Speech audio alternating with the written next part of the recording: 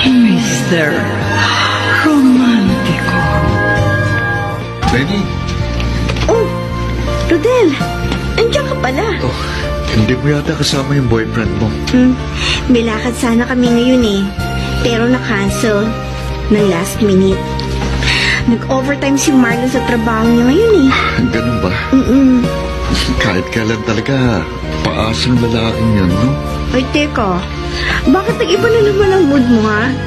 Alam mo, ikaw napapansin ko sa'yo, palaging nag-iibang mood mo kapag pinag-uusapan natin si Marlon.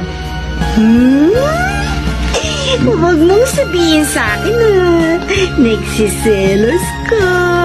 Ano, Del? Ako, nagsiselos? Oh! Una sa lahat, bakit naman ako magsiselos sa lalaking yun? Saka sino ka ba? Hindi naman kita girlfriend.